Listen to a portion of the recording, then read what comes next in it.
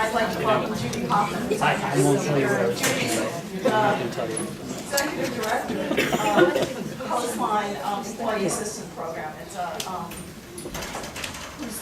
Judy has lent great assistance to many, many people and many organizations, and we're very, very grateful to have her here. Thank you so much. And Susan, I enjoyed that. And as you were talking, you know, one of the things, we're going to segue into the interior journey a little bit.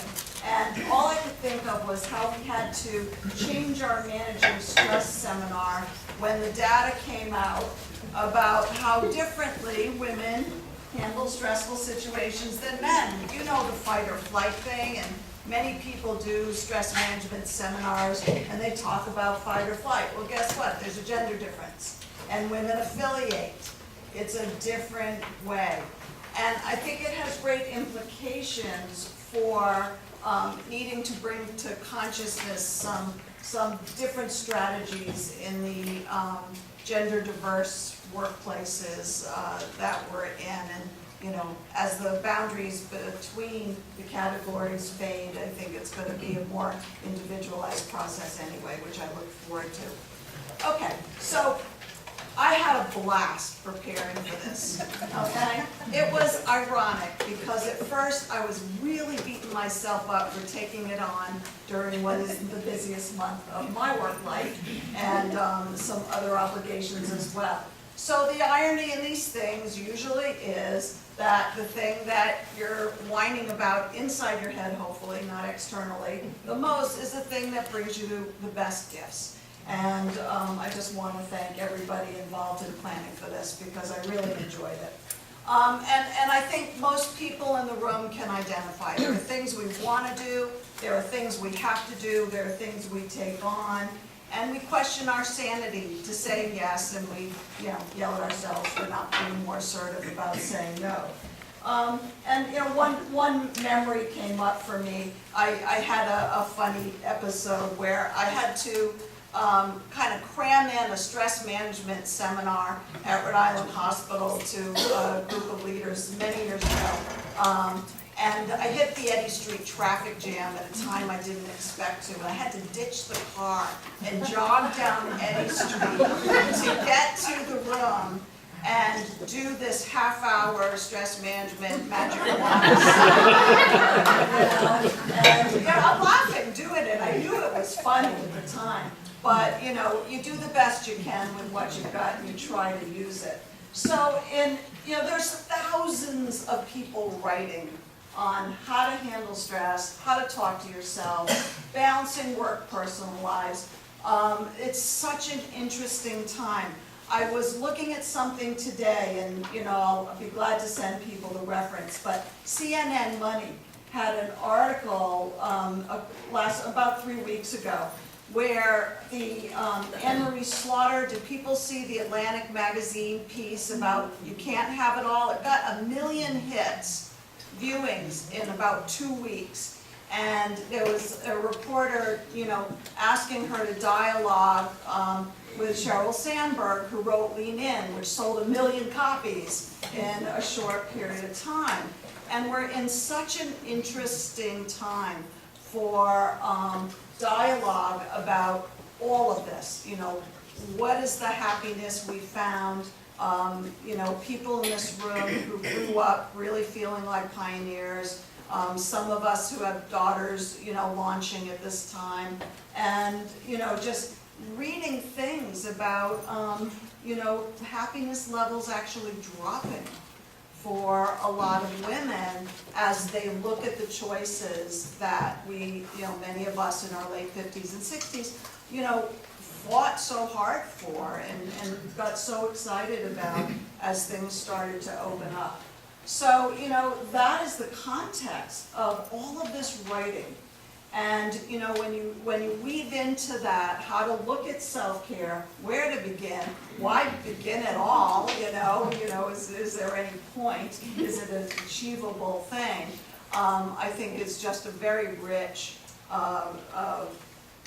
minefield and rich garden both for for our talks. Okay, so, looking at the thousands of things people have written, I got really overwhelmed before, so I'm like, the hell with it, I'll choose a couple of things. And then I decided to approach it from a different way. What have people told me mattered to them? What have people told me stuck with them? And I started talking to friends, I started to talk to families. My mom's friends, these awesome group of 90-somethings who really were pioneers in a lot of ways. People I had worked with in my 20s who were Holocaust survivors, incredible, resilient people who made lives for themselves after unspeakable trauma, and other people in other cultures and personal experiences. And I polled people, and I listened to, 20 minutes, we've got 20 minutes, is great. TED Talks are 20 minutes, I figured I'd listen to TED Talks. And Brene Brown, some of you may not have heard of her. She's very visible on the West Coast, and one of my favorite women had turned me on to her work years ago. And she's got a TED Talk called The Power of Vulnerability. And locally, I was listening to Willoughby Britton, who's a local person, on why a neuroscientist would study meditation. I love that title. I decided that what could we select out of the thousands of sound bites out there of things we can do for ourselves in this complicated and rich world that we're in. And I asked my friends, when you're driving home from work, whether you're picking up kids or going to a meeting or a volunteer board you're on, or the grocery store or the gym or just home to veg, whatever, and your brain's chattering at you, what stands out for you? And I asked people again, what has been useful for you in trying to manage your lives and your heads and your hearts? And here's what people told me. The to-do list, we all got one, right? Whether we write it down, we leave it on voicemail, we email ourselves, we have Post-it notes stuck to our foreheads. We're at red lights, we're calling into our voicemail, whatever. People have all kinds of ways. That's what some people think about on their drive home, if they were remembering their drive home. Some aren't remembering. The brain, what I call the brain dump. And this is taking the day, it's like, dreams serve this purpose in some ways too. But the drive home for a lot of people, and I actually have a friend who started working 5 minutes from her house and she hated it because she had totally eliminated her transition time. She said that did not work for me. She didn't leave the job, but she had to find another way. Replaying, revisiting, questioning the conversations, revisiting the decisions, okay? In the mental health world, some people will call it ruminating. I think that's a little extreme, I think there's a purging and an assimilating that happens. And what saddens me more, and it's so common, and I think a lot of people struggle with it, is the negative self-talk. I didn't do this. I can't believe I said that. I don't want to do this. I have to do this. I should do this. We all know these word choices. Okay. Less often did people tell me that they kind of basked in their day. Oh, I did a good job with that. Oh, that was really fun. I enjoyed this, or something went well. Very little self-praise for what got done during the day. Okay? Not a lot of praise of what other people did either, by the way, but much more harshly omitting what praise for ourselves. And less often, than the negative self-talk, but a little bit of progress here. Conscious decision to turn off work and either enjoy listening to something in the car, tapes, music, radio, NPR piece, TED Talks, whatever, news, evening plans, thinking about something fun they were going to do with friends or family. So kind of that conscious permission to let go of the day. Okay? So that's what people told me, and that was not a surprise. So then we move into, what works for people. For those, we have so much research coming in about self-care, and this is obviously a very short dabbling through this world in this forum here. But there's a universe of evidence-based practices. We're going to experience something later today from that universe. But there's also wisdom from others who travel the road. So here's my list. It's brief, and it is not all inclusive. And I'm sure everybody here has something they can share. So, strive for excellence, not perfection. Brene Brown actually wrote a book about this. The gifts of imperfection. Let go of who you think you're supposed to be and embrace who you are. Yeah, right. You know, that's a really nice goal. But the fact that someone's selling books on it gives me hope. This is probably one of the best things we can do for ourselves. Make a decision and let it go. And I think there's a gender difference here. I actually haven't seen data on it. It's probably there. The interior post-decision monologue is such a huge time waster and stress producer. If you said something that you wish you'd said differently, it's done, let it go. Something that you did, it didn't work, you made a mistake, you ticked off somebody. If there's something you can do to make it right, do it. An apology, a redo, then let it go. Okay? I don't know how you quantify it, but I bet if we scanned people's brains for how much of our brain activity at the end of the workday was revisiting decisions and conversations that were over, I think it would be a scary amount, a really scary amount.